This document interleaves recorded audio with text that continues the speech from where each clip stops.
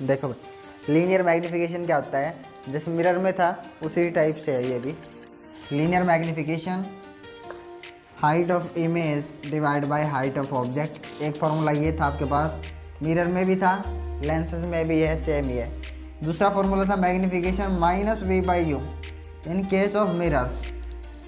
Case of mirror minus sign लगता है, but in case of lenses V by U positive. ये formula रहेगा भाई, ठीक है।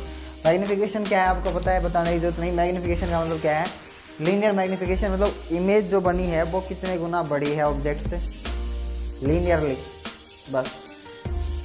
और अगर एरिया वाइज देखें तो उसको क्या बोलते हैं, एरियल मैग्नीफिकेशन, एरियल मैग्नीफिकेशन, ठीक है। अब करते हैं power of a lens. Power of lens क्या है,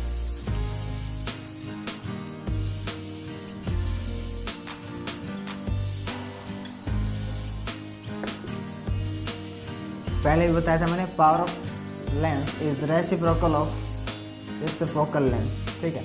आपके पास एक लेंस ये है, ठीक है, एक लेंस ये है, चलो यहाँ लिखते हैं इसको, यहाँ बनाते हैं। एक लेंस ये है, प्रिंसिपल एक्सिस, प्रिंसिपल एक्सिस। अब ये यहाँ बेंड करता है 10 सेंटीमीटर पे, यहाँ ऑप्टिकल सेंटर, यहाँ इसका फोकस, ये है इसकी फोकल लेंथ, 10 सेंटीमीटर बेंड करता है। अब ये बेंड करता है 20 सेंटीमीटर पे, यहाँ है इसकी फोकल लेंथ। किसने ज़्यादा बेंड किया, देखो इसने कितना बेंड किया, 20 डिग्री, इसने कितना बेंड किया, ओनली 10 डिग्री।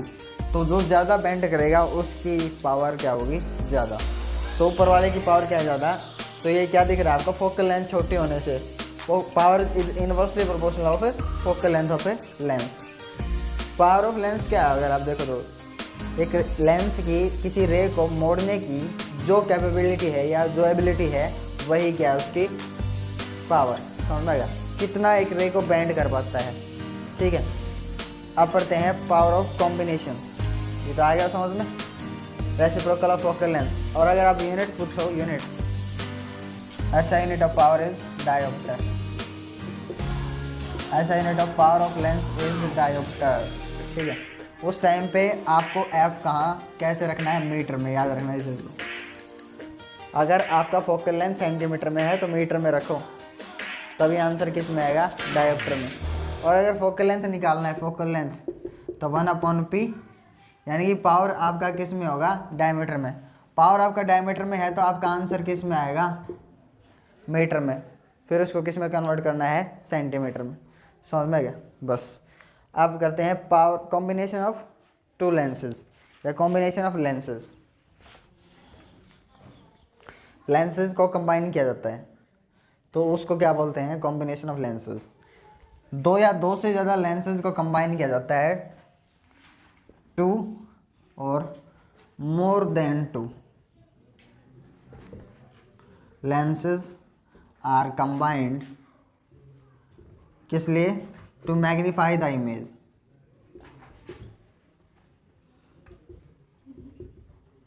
ओके, 2-3 रीजन है हम लेंसेज को कंबाइन क्यों करते हैं। उसमें पहला है कि 2 या 2 से ज़्यादा लेंसेज को कंबाइन किया जाता है कि इमेज को मैग्नीफाई किया जा सके, बढ़ाया जा सके, बड़ा दिखाया जा सके उसको, ठीक है।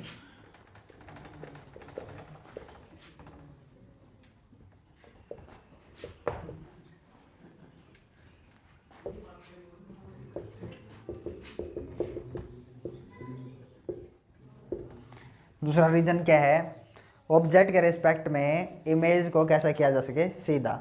इसलिए भी कई बार 2 या 2 से ज़्यादा लेंसेज को कंबाइन करते हैं। चाहे आपका माइक्रोस्कोप हो, टेलीस्कोप हो, वहाँ पे 2 या 2 से ज़्यादा लेंसेज को कंबाइन करते हैं हम, ताकि माइक्रोस्कोप क्या काम में आता है, ताकि छोटी चीज़ को बड़ा करके देख सकें हम। तो वहाँ पे भी 2 लेंसेज कंबाइन होते हैं, ठीक है। टेलीस्कोप में भी 2 लेंसेज कंबाइन होते हैं, ऑप्टिकल इंस्ट्रूमेंट्स में पढ़ेंगे, ठीक है। थर्ड, क्या यूज़ किस लिए करते हैं हम combine, to reduce some aberrations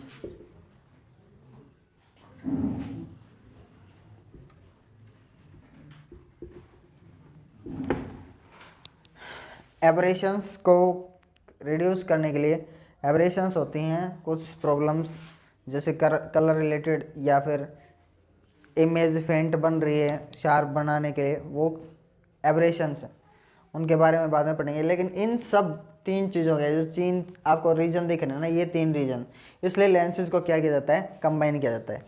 अब एक लेंस कॉन्वेक्स है, उसके आगे एक और जोड़ दिया आपने सेम लेंस, तो आपको पता है कि पावर बढ़ेगी, ठीक है।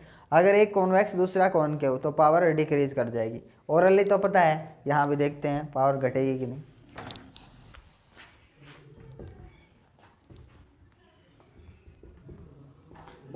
दो कॉन्वेक्स लेंस है, एक कॉन्वेक्स है मान लो आपके पास ये, ठीक है, और एक और कॉन्वेक्स आपने इसके आगे लगा दिया।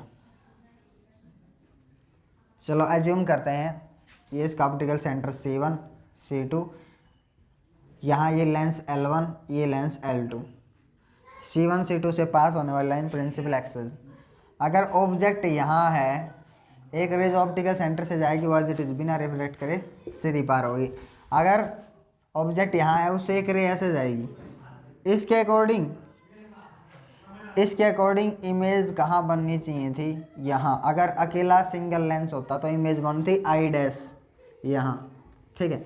लेकिन इसने क्या किया, इसको और ज़्यादा बैंड किया, ये लेंस आने के कारण और ज़्यादा रिफ्रैक्ट हुआ, और ज़्यादा बैंड हुआ, और इसने यहाँ बैंड करवा दिया। कुछ समझ में आ रहा है? पावर बढ़ी ना भाई, सीधी बात है। पहले जितनी पावर थी इसके अकॉर्डिंग यहाँ बैंड हुआ, अब ज़्यादा पावर होगी दोनों कंबाइन करने से, यहाँ बैंड कर गया, ठीक है। तो ये है आपका U, ठीक है, ये है आपका V डैश, और V क्या है, ये इमेज यहाँ बनी ना रियलिटी में, तो यहाँ बनी इमेज। और अगर एक ही लेंस होता अकेला L1 तो यहाँ बनती, तो उसको क्या मान लो, V dash. So 1/V for Lenz 1 for L1 के लिए कर रहे हैं अभी, 1/V minus 1/U is equals to 1/F1। इसकी फोकल लेंथ क्या मान ली, 1/F1।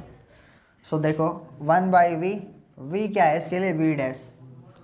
देखो ये इमेज कहाँ बनाता, यहाँ बनाता, तो इसकी V क्या है, V डैश। 1/U, U तो क्या है इसका, U, ये रहा U, 1/V dash minus 1/U is equals to 1/F1। समझ में गया? फॉर लेंस L2 1/V, ठीक है, 1/V, V क्या है इसके लिए, ये V, ये रहा V, 1/V माइनस 1/U, इसके लिए ऑब्जेक्ट कहाँ था, ये था ऑब्जेक्ट, इस ऑब्जेक्ट को उठा के यहाँ ले आया, तो क्या लिखा जाएगा, 1/V dash is equals to 1/F2। ये इक्वेशन सेकंड, ये इक्वेशन फर्स्ट, दोनों कंबाइन करने पे क्या मिलेगा, on combining equation first and second, देखो ये कंबाइन करने पे ये कैंसिल हो जाएगा, V डैश, ठीक है, क्या मिला, 1/V minus 1/U is equals to 1/F1 plus में 1/F2। कुछ आया समझ में? ये इक्वेशन थर्ड। अगर ये दोनों लेंसेज मिलके एक लेंस बन गया है, टोटल एक लेंस बन गया है, सो अब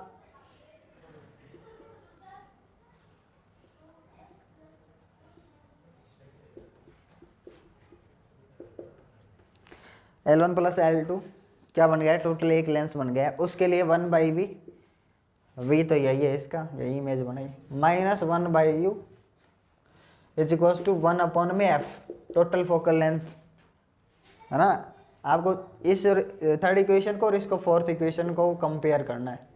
LHS इक्वल दिख रहा है, तो RHS भी क्या है, इक्वल। अगर मैं सीधे सीधे लिखता तो सीधे सीधे भी लिख सकता था, लेकिन मैंने ऐसा लिखना सही समझा, क्योंकि जो फोकल लेंथ है वो क्या होगी, एडअप होगी, इसकी फोकल लेंथ प्लस इसकी फोकल लेंथ, ठीक है। अब देखो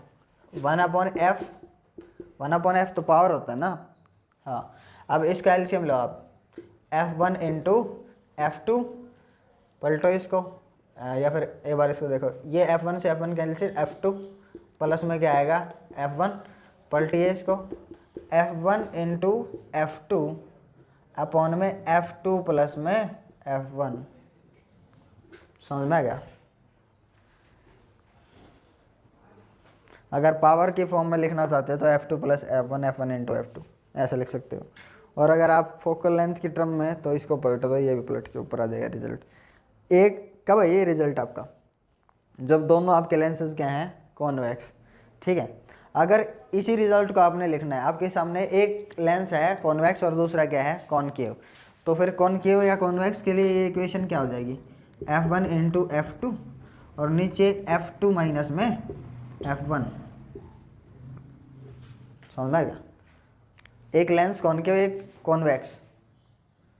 ठीक है, तो कॉन्वेक्स की फोकल लेंथ पॉजिटिव और कॉनकेव की फोकल लेंथ क्या होगी, नेगेटिव। बस वो आपकी मर्जी, आप कौन सा ले रहे हो, पहले वाला ले रहे हैं दूसरे वाला, लेकिन फिर पावर क्या कर जाती है, डिक्रीज कर जाती है। स्पेशल केस देखिए, अगर दोनों की फोकल लेंथ सेम है, एक कॉन्वेक्स एक कॉनकेव, दोनों की फोकल लेंथ अगर सेम है तो फिर F1 minus F1 FF 0, focal length किधर चलेगी, समथिंग अपॉन 0 इज इनफाइनाइट, यानी कि as a plane mirror behave करेंगे, प्लेन लेंस, या फिर मैं क्या बोलूँ, ग्लास स्लैब टाइप।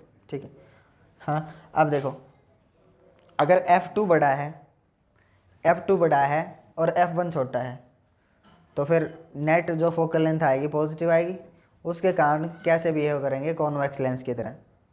अगर F1 बड़ा है और F2 छोटा है तो कैसे बिहेव करेंगे, कॉनकेव लेंस की तरह। ठीक है, so it is all about combination of lenses, कैसे कंबाइन करेंगे लेंसेज को। ठीक है ना, या फिर आप देखिए जो टोटल पावर का फॉर्मूला, यहाँ देखिए टोटल पावर अगर देखो आप इस केस में, है ना, इस केस में टोटल पावर P1 प्लस क्या होगी, P2। इस केस में इसकी पावर है कुछ P1, इसकी पावर है P2, दोनों की पावर पॉजिटिव है, क्यों, दोनों कॉन्वेक्स हैं, इसलिए राइट साइड है फोकल लेंथ 1/f 1/f। समझ में आएगा, टोटल पावर क्या लिखी जाएगी, P1 प्लस P2। अगर एक कॉन्वेक्स और दूसरा कॉनकेव है तो क्या हो जाएगी, P1 माइनस P2। ये कॉन्वेक्स और ये कॉनकेव, तो इसकी सेकंड की पावर क्या हो जाती है, नेगेटिव। समझ में आएगा, टोटल पावर डिक्रीज करेगी। ठीक है, और दोनों अगर सेम है तो टोटल पावर क्या करेगी, इंक्रीज करेगी। ठीक है।